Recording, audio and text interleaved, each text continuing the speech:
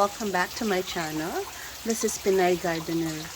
Ngayon naman po, papashare ko po kayo sa aking aquaponics system. Ayan po. As you can see po, meron akong okra, siling haba, and dito ko din po ginagrow yung basil ko. Kaka-harvest ko lang po last week, kaya medyo maliliit pa sila. Pero madali lang din po itong lumaki at lumago. So, ngayon po, focus po ako dito sa aking okra. Ayan po, ang laki ng okra natin. And then, compared sa, wait, punta tayo dun sa kabilang vegetable garden ko.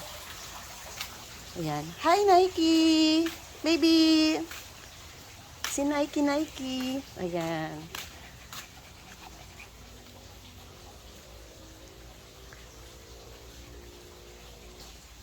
Ayan, so dito po tayo sa garden, dito sa kabila. Dito po, nagpunla din ako ng okra.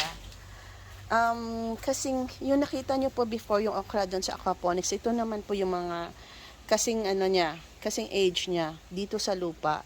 Ito, tinanim ko sa crate, and so far, yan, ganyan pa lang siya, walang bunga. But as you can see doon sa okra, actually, naka-harvest na ako ng 2 doon, and dito naman yung nasa lupa. In comparison lang po ito po kasi magkakasing edad lang po sila nung itinanim ko. Sabay-sabay ko po silang ipinunla at itinanim. Yung iba nandun nga sa aquaponics, and ito nasa crate, and this one, ayan, nasa lupa. So parang as of now, medyo mabilis po yung tubo ng okra ko na nandun sa aquaponics. Okay. Balik tayo dun sa aquaponics natin. Nike.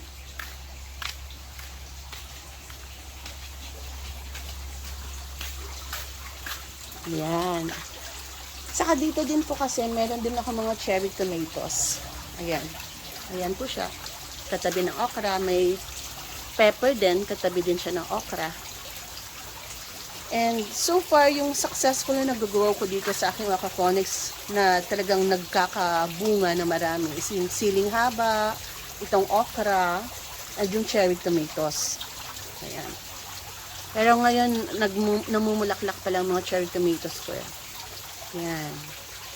So, harvest po natin itong mga okra natin and itong siling haba natin. Ayan. So, ayan po, mag-harvest nito tayo. Ay po, tatanggalin ko po muna.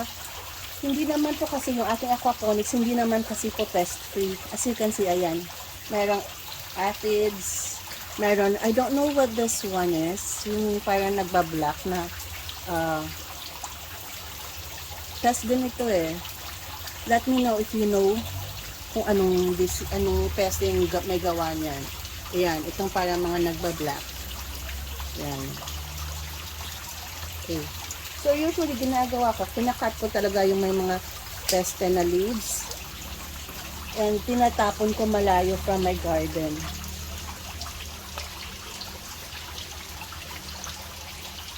Ayan, tinatanggal ko po talaga.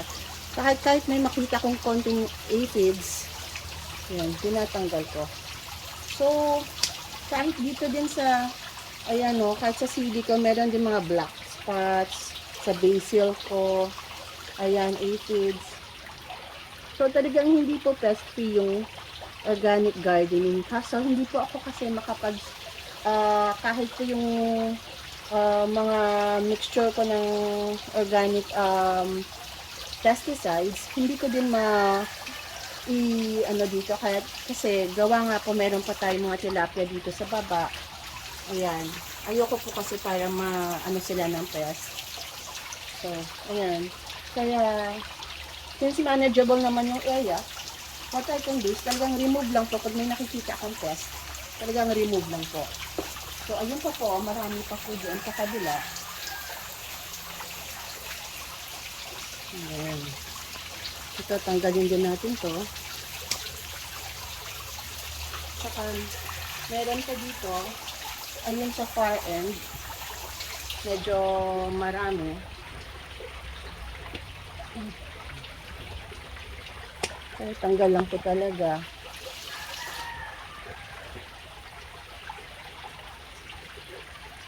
Ito isa. Ayan. Ayan ang dami. Oops, sorry. Ay, nagala ko yung si cherry tomato. Tapos ito.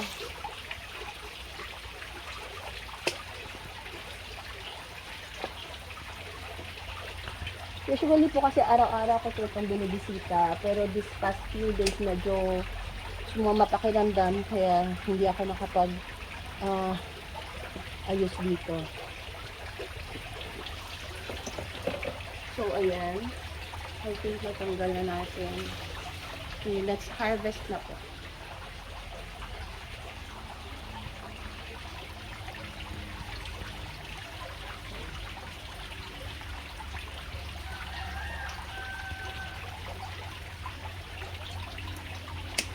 Ayan.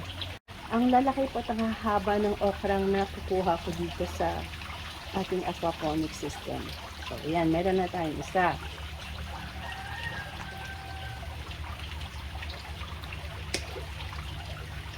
Another one.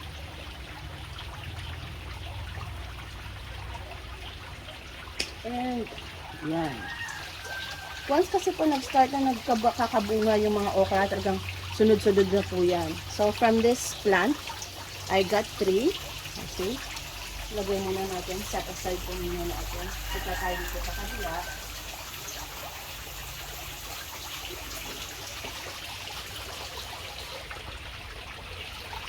Ayan. Mayroon po tayo dito. Isa lang po muna kukunin ko kasi medyo maliit pa yung isa. Ayan. So far, nakakuha na po tayo ng 4. Ayun, nahulog yung isa. Wait. Ayan. 4 na okra from the Aquaponics. And kukunin naman po natin itong mga sili.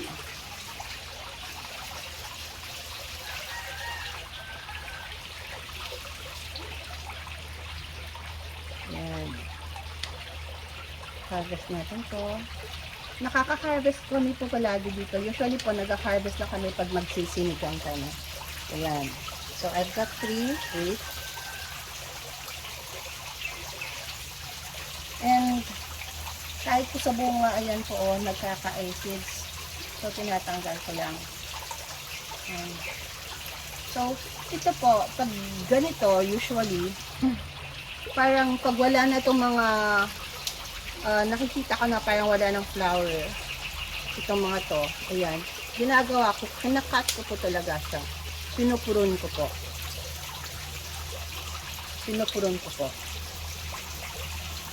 ito din, tatanggalin ko din to kasi wala na flower, para mag ano po siya, ma-force po itong ating sili na mag-produce ng mga flowers, ng mga new na ayan.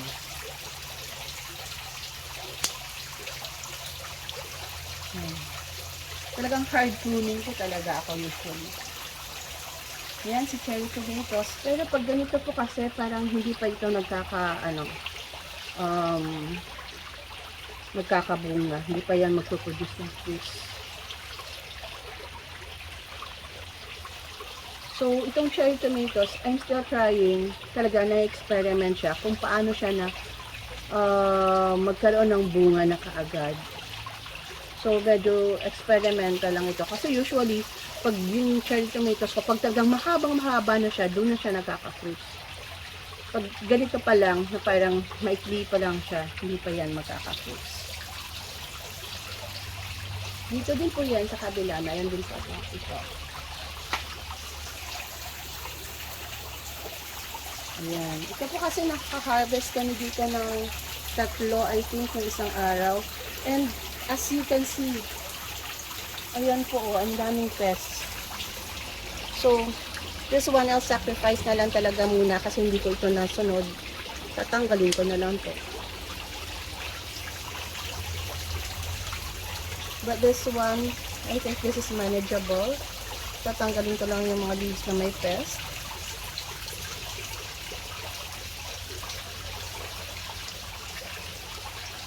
Hindi po talaga kasi maiwasan.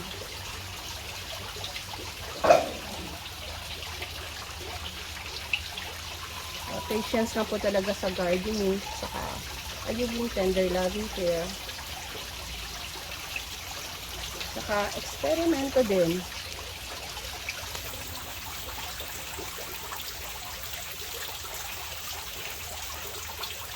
And actually, ito pong a-upgrade ko po ulit itong aking aquaponics system.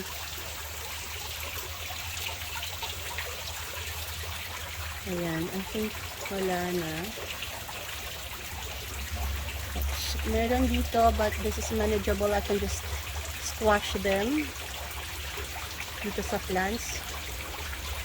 Squash lang po natin yung mga aphids na nasa stem. Ayan.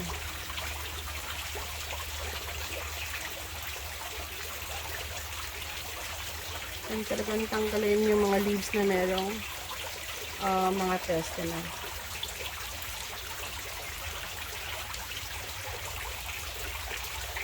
Itong sili ko na ito, I think this one, may 2 years na ito. At namumunga pa rin. And from this sili, ayan, nakakaproduce ako ng mga cuttings. Yung isa, and then itong isa, pero hindi pa siya masyadong yan, yung ginagawa ko lang, talaga nagpo-pruning lang ako para mag-promote po siya ng bagong growth. Yan, para ma-force po siya ng magkaroon ng bagong growth. Yan, yan po. So, meron tayo nakuhang dalawang sili. And, ayan, 4 na okra.